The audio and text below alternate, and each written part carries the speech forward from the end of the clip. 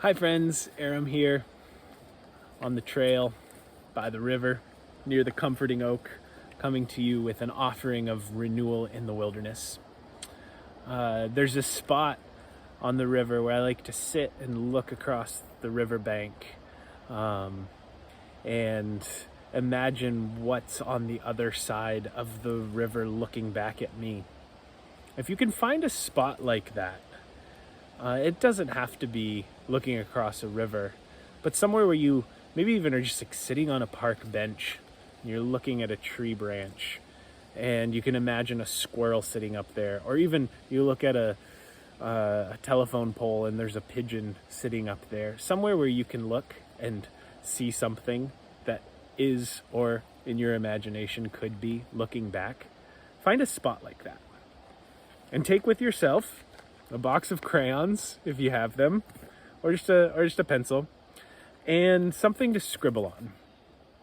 And while you're sitting there, imagining that something else is sitting opposite you, looking back, spend a little while drawing what the squirrel sees, drawing what the pigeon is looking at as it looks over at you.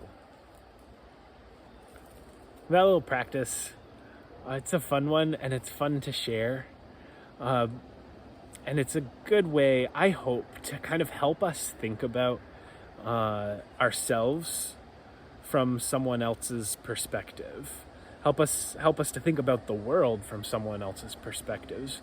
But really specifically, I hope that it helps to think about how you occupy a particular place in a particular way.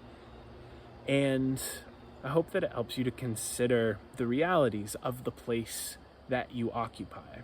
Because it's important to know and regularly remember the realities of the places that we live, both historical and present realities.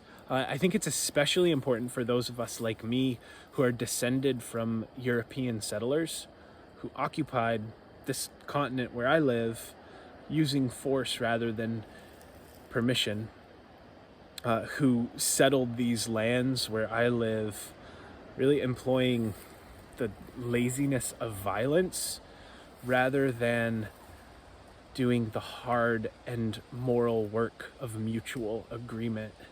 It's important that we regularly remember the realities of the places that we live. And if you haven't before, I encourage you to investigate the indigenous history of the place where you live. And I hope that in doing that, you come across some new realizations, and that those new realizations lead to regular practices of remembering. And that your regular practice of remembering will lead you to finding ways that you can contribute to new narratives of both reconciliation and actual reparations. Peace be with you as you go and learn and integrate into your life.